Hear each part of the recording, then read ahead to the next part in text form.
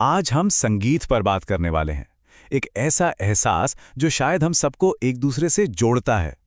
पर क्या हो अगर ये एहसास आपके लिए हो ही ना? हम इसे आज एक बिल्कुल अलग, एक अनोखे नजरिए से देखने वाले हैं। जरा सोचिए, हम में से ज्यादातर लोगों के लिए म्यूजिक जिंदगी का एक कितना जरूरी हिस्सा है।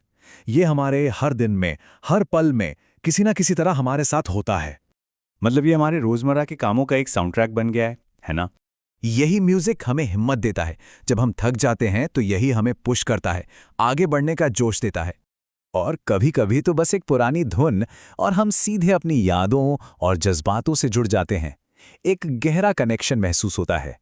लेकिन अब जरा उन कुछ लोगों के बारे में सोचते हैं जिनके लिए संगीत की ये पूरी दुनिया, ये जो यूनिवर्सल भाषा है, वो एकदम अनजान है, बेगानी है।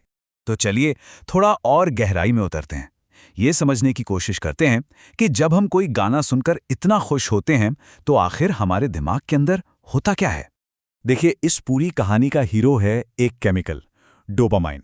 हाँ, ये वही फील गुड केमिकल है जो कुछ अच्छा खाने पर या कोई गेम जीतने पर रिलीज होता है।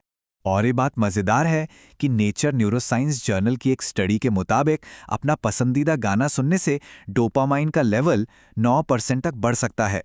तो ठीक है, अगर डोपामाइन वो रिवॉर्ड है जो म्यूजिक सुनने पर मिलता है, तो फिर सवाल ये उठता है कि तब क्या होता है जब दिमाग का ये रिवॉर्ड सिस्टम एक्टिवेट ही ना हो।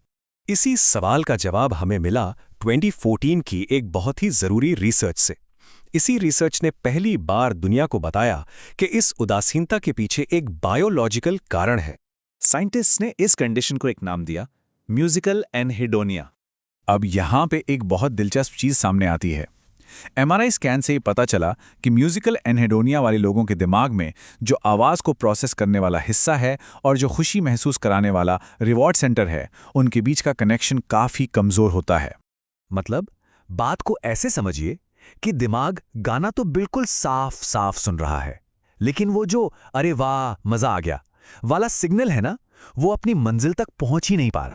और बस यहीं से उन लोगों के बारे में एक बहुत बड़ी और सच कहूं तो एक दुखद गलतफहमी शुरू हो जाती है जिन्हें संगीत पसंद नहीं। क्या यही कि अरे ऐसे लोगों में तो शायद कोई इमोशंस ही नहीं होते होंगे? पर सच ये है कि ये बिल्कुल गलत है। साइंस इस बात को सिरे से खारिज करता है। हकीकत तो ये है कि उनका रिवॉर्ड सिस्टम एकदम परफेक्टली काम करता है, बस उसकी पसंद अलग है। उन्हें वो खुशी, वो आनंद शायद एक अच्छी किताब पढ़ने में, किसी पेंटिंग को देखने में या फिर किसी से गहरी बातचीत करने में मिलता है।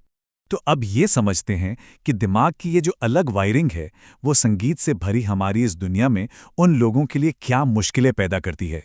सोचिए ना, म्यूजिक हर जगह है, पार्टियों में, कैफे में, लंबी ड्राइव पर।